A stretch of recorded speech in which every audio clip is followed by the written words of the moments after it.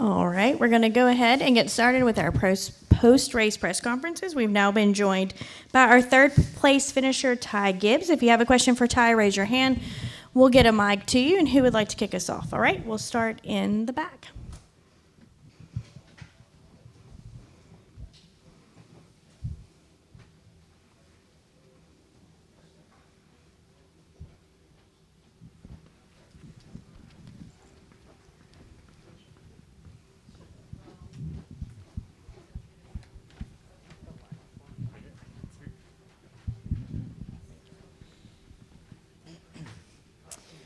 Ty, Samuel Stubbs, yardbarker.com. Nope, back here, Ty.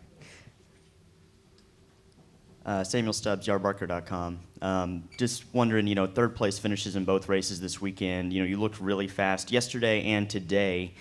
I'm just wondering, what does it do when you have a weekend like this, where you finish really well in two races? Does it leave you a little disappointed that, feeling like you could have won both of them, or is it just, hey, we had a really solid weekend? Yeah, we had a really good weekend, and I was thankful to have two great race cars to drive that my team brought me. So, it's kind of rare when you have two good cars, right, that you can make good speed happen to. And I feel like we're really fast in both races. Just we're so close, super close both days. So, all I can ask for maybe is a win, but we're right there. So, it's been really fun running the Cup Series, and I've had a great time, and just appreciative of what I get to do and thankful for what I get to do. It's fun. All right, additional questions will come up here to Jay.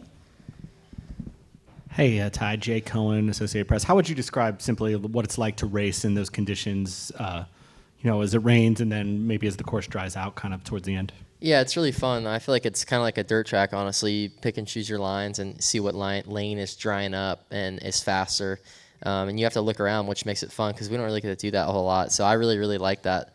And I feel like it takes a lot of racing awareness to do that. And it's fun just like looking and be like, okay, that line's drying up, and you hit that line, and you're like, oh, I just gained 2 car lengths on the guy in front of me. So it's really fun to have that.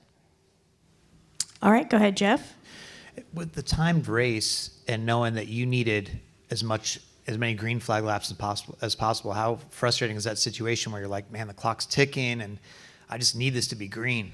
Yeah, you're telling me. It's definitely frustrating for sure. But it's part of it, and it's just the way it goes. It's like it's out of my control that the guys are stuffing in the fence, which I've almost done that like 8 times today, so I can say that.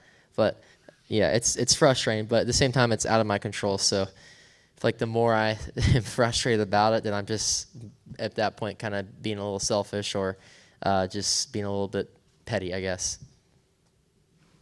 All right, we'll go to Steven. Steven, frontrush.com.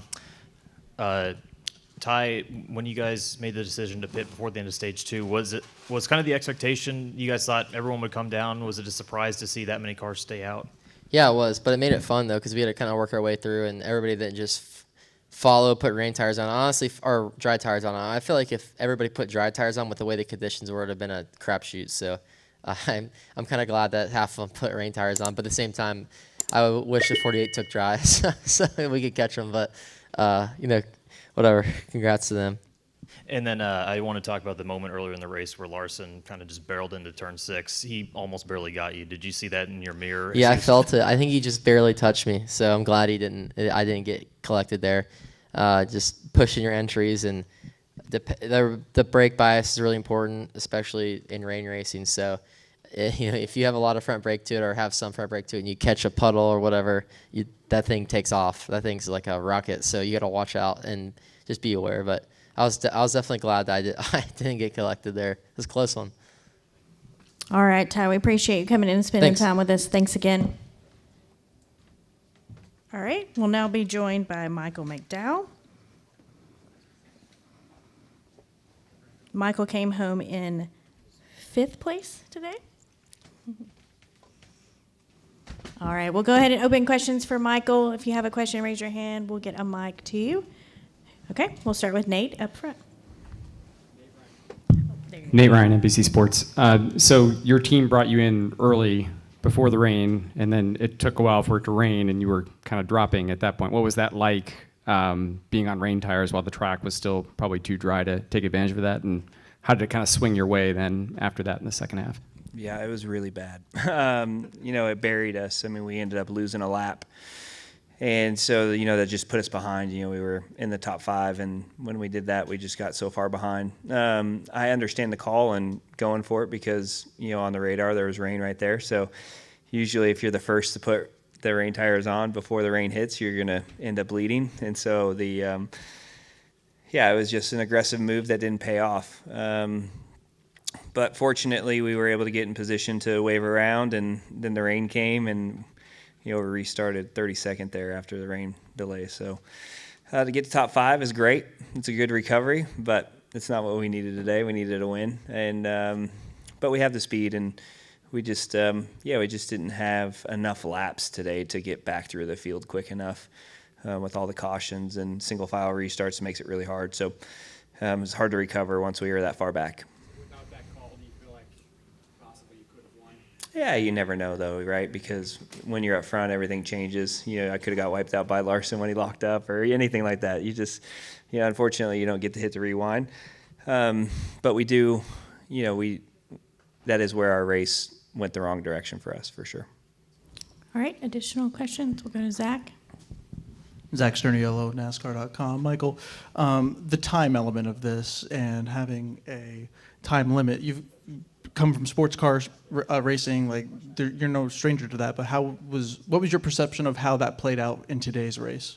Well, I think the good thing about it was at least we all sort of knew what the process and procedure was this time, where last time, that was what took us out of having a shot at winning the race because we pitted and then they shortened the race and all the guys that didn't pit, kept the track position and made it to the end. So at least we all knew going into it what the process and procedure was. And, with the weather that we had, it was just one of those things, right, where you figured you wouldn't get into the scenario, and sure enough, we got right back into it. So, but I think it was handled well, and we all knew what we were up against. All right, we're going to go to Cole, and if I can get a microphone in the back, please. Cole Cusimano, Arizona Republic. Incredible rebound, Michael. Just curious, was there anything that you could have done in the car, or could there have been a different strategy call that could have put you guys in contention for that win in that final stage? Because it seems like in stage 2 you guys kind of stabilized in the 20th position. Just anything you could have done differently to be up front towards the end? No, I think we did everything we could. There was not a lot of opportunity. We took the opportunity we could by putting dries on first before everybody else. And did a good job of managing not, running off the racetrack when it was super wet, and then it all started coming to us. So I think we took every advantage we could once we were behind. The back. Stubbs, yardbarker.com. Michael, you finished 5th today. Todd finishes 7th. You probably had a little bigger aspirations yourself, but what does it mean to see both front row cars in the top 10 and here lately just both running up front way more often? Yeah, Todd's done a great job, and they had a good solid day too, good strategy, and was able to get up front and kind of stay up front. And then at the end there, you just never know which direction's going to work, right? Whether it's wets or dries. We were able to come through from pretty deep on the dries to get to 5th. But I mean, I don't even know did Bowman win on wets? Really? Yeah. So there you go. You just never know, right? But yeah, it's a tricky deal there at the end. I mean, the course was still pretty damp, but then those last 3 or 4 laps, it started to really come in. So I think if it wasn't a shortened race there, those dries would have been the answer. All right, we've also been joined by our second place finisher, Tyler Reddick. We'll work to get the questions out of the way for McDowell, and then obviously Reddick will be available as well. We'll go ahead. I'll ask this one for Michael, but Tyler, feel free to jump in. I'm over here in front of you. Steve Greenberg. The light's really bright, so. Sure. Steve Greenberg from here in Chicago at the Sun-Times. For those of us here who still don't know what a cup race in our city run, fully realized as planned, start to finish, looks like, what will it look like if we're lucky enough to see it next year? Yeah, that's a great question. I mean, I think the race started out pretty good. And yeah, I think that, you're going to have less probably chaos, but I think at the same time, you're probably going to have some good racing like you saw in the Xfinity race, right? A lot of side-by-side, a lot of passing. This year's different than last year where a lot of us were just trying to keep it in between the concrete walls, and the weather coming in and out, everybody was so timid and nervous that coming back, knowing the course, knowing everything you need to do setup-wise, you could really attack. And by attacking, you're going to have better racing and probably a few more mistakes. And so I'm bummed that we didn't get to see the full thing play out like we all wanted to, but it's still a very interesting and exciting race from our standpoint. There's so much going on when you're going from wets to dries, and the amount of rain and all the things that you're doing inside the car and visibility. I mean, this was a full day. It was a full day for sure. All right, we'll go to Dustin. Dustin Long, NBC Sports, to your right. This can go for both of you. Obviously, unique situation, but second year in a row, rain's affected a street course race. NASCAR wants to run street courses, so this is probably not the end of situations like this. Based off of that, in the race, and you have the second, you're running into a time distance, you've got the second stage, and now you have all these caution laps. I think one thing that was discussed down here, would it make sense to change the rule there and just say we're not going to go to a caution at the stage break of 2, do like last year and keep running laps so that there's more of that racing? Or is this, Dustin. I like where you're going. It's not my idea. Hey, it's your idea. Gluck's I idea. say at all the road courses, remove the stage breaks again. That was more fun. Let's do that. And then it prevents this, just in case there is weather. That's how we're going to pitch it. I think that's the best way to do it.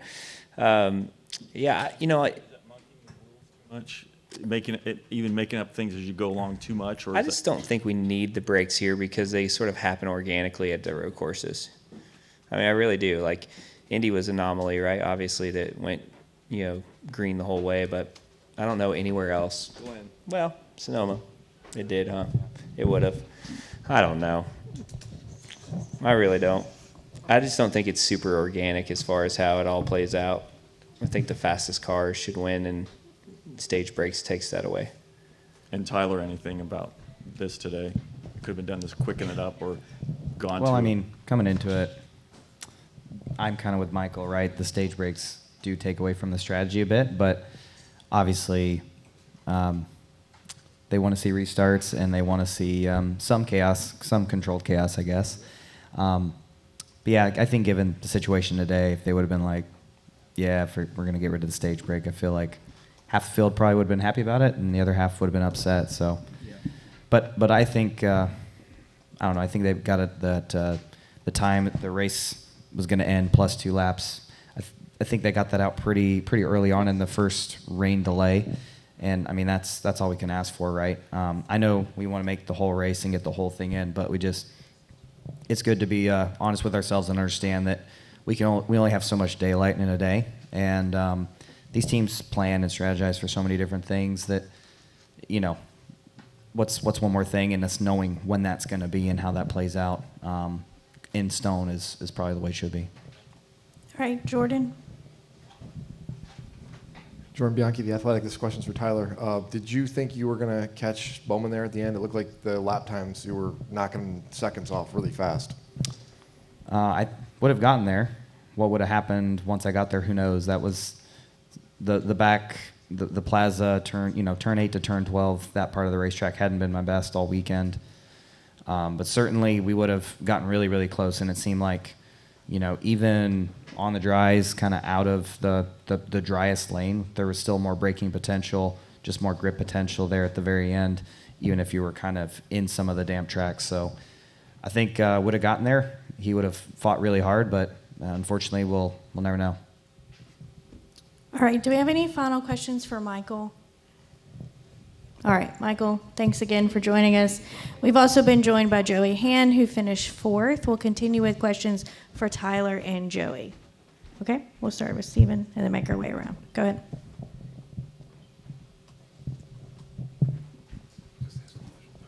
Steven Stump, frontchurch.com. One for Tyler first. With you running down the front of the pack at the end, but to what Jordan said, do you kind of think that caution that came out right after we got resumed after the second stage, do you think that was probably the difference between being there and challenging Bowman and being 3 seconds back at the end? No, the difference was the mistake on the last lap where it hit the wall. I can't really tell what it did, but it bent the wheel, and the right front was kind of wandering on its own the rest of the lap. So I was at that point. I mean, the gap formed back up because I didn't want to drive into turn 6 and hit the tire barrier and finish last. I had a gap back to Ty, so I was just trying to manage it, and it seemed like in a lot of the right-hand corners, without the weight on that now broken part of the car, I could run okay, but certainly after I hit the wall that hard, my hopes of catching him were gone. And then for Joey, 4th place finish, first stage win. What was kind of the deciding factor between staying out and trying to go the rest of the way on the wets, and just how huge of a day is this for you and for the 60 team? Yeah, well, I mean, staying out or not, I was like, we're gonna go back to 20th and then be in a dogfight.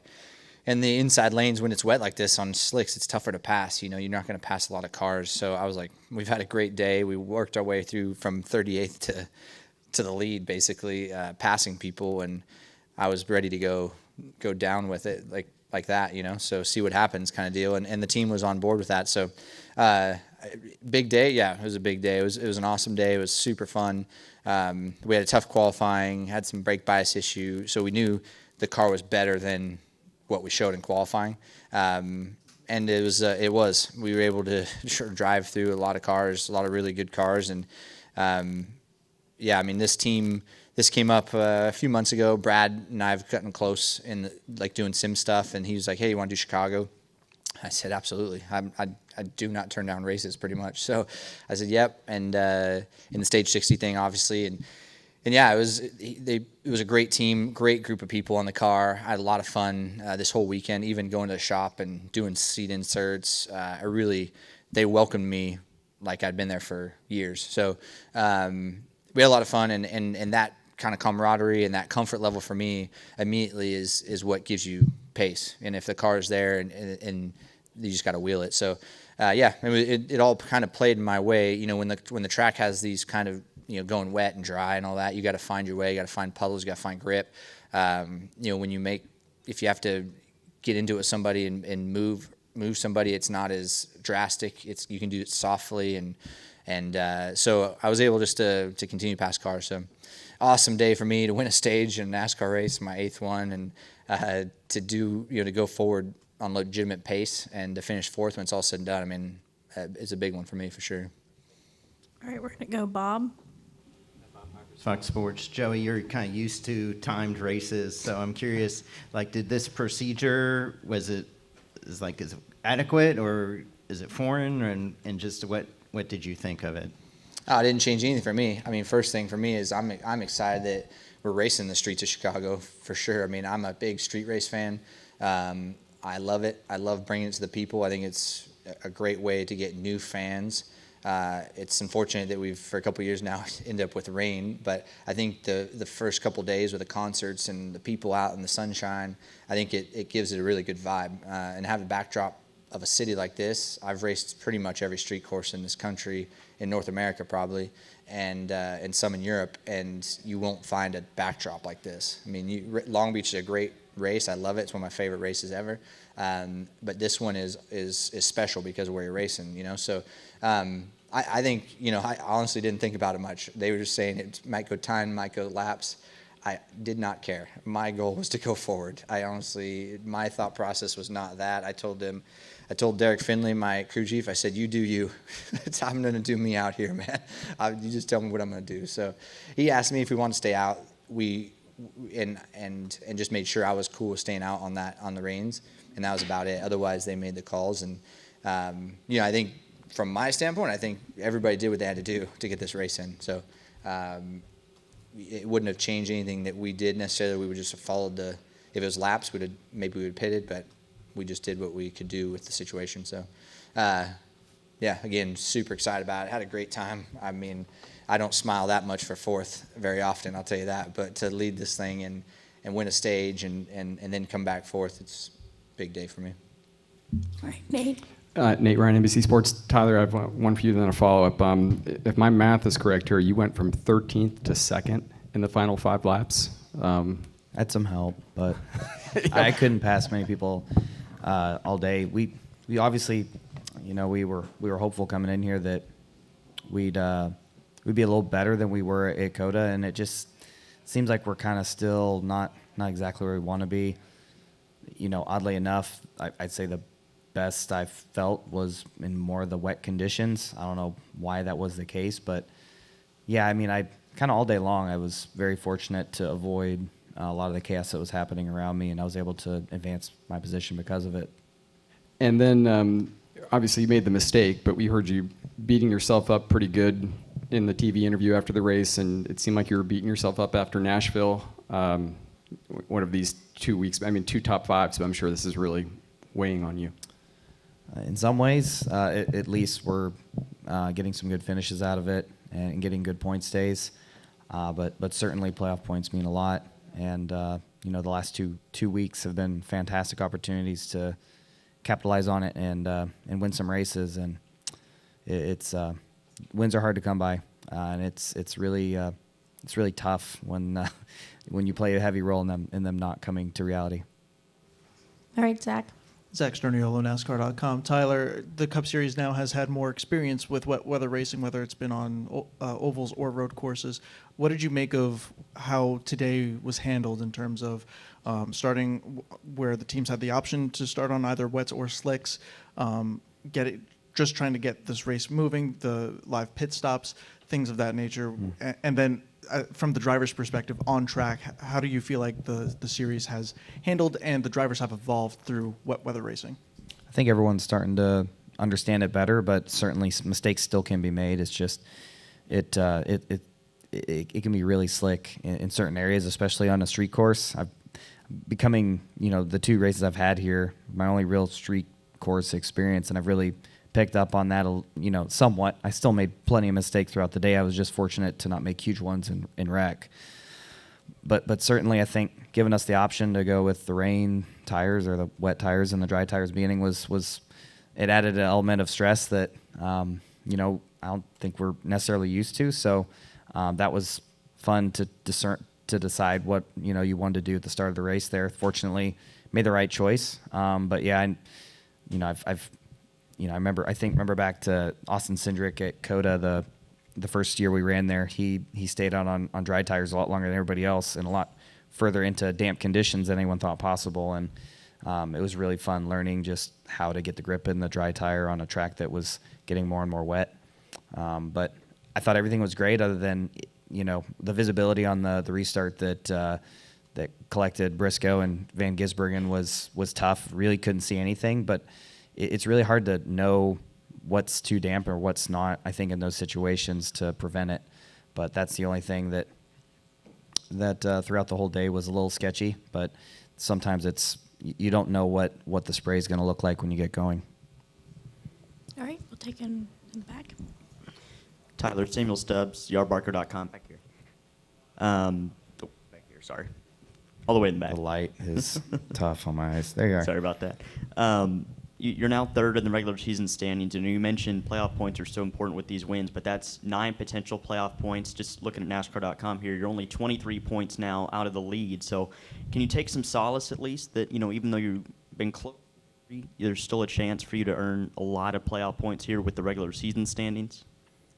In some ways, yes, but, looking at Iowa, we should have ran 1st or 2nd. We ran 3rd. Here, we had a great opportunity to contend for the lead and the win in the final lap. So yes, it's great to get good, have good point stays. But when you get down to the end of this thing at the very end of the year, you've got to win at Phoenix. You got to be, you got to contend. You got to close out the end of these races. In the last 2 weeks, I haven't done a good job of that. So I've just got to think about it, figure it out, and be ready to go at Pocono. The very same situation could come up, and we just got to capitalize on it. All right. Excuse me. Any final questions for Tyler and Joey? Okay, we'll take our final question up front with Dustin.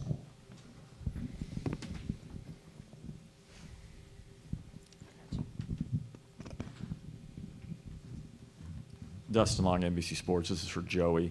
Part of your role is to kind of help this program get better with the road course stuff. How does a day like today with the different conditions, especially so much wet, how does that going to help you with helping this program, with them get better with the road course and make a further step up? Yeah, I mean, I don't know what we'll learn from it when it's all said and done, but I guarantee we'll be looking at it. And RFK will, and Ford will. But yeah, I mean, it's on this one. It's it's the racing, and then it's also the sim work I help with, and helping guys with the driving parts and stuff like that. So there's a lot to learn. I mean, definitely coming back here next year, whether I race it or not, I'll have a pretty good feel for where we need to place the car and what stuff worked.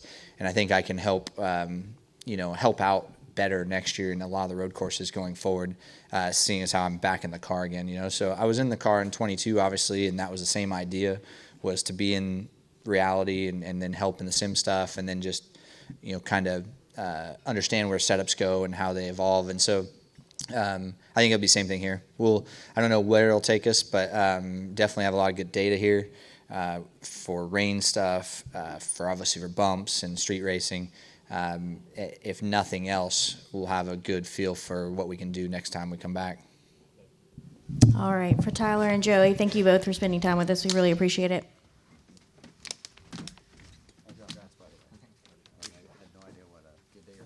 Oh yeah, it was a good one, man.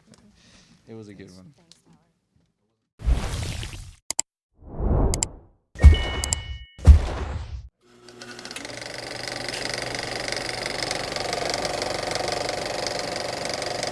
All right, there's the checkered flag. Great job, driver.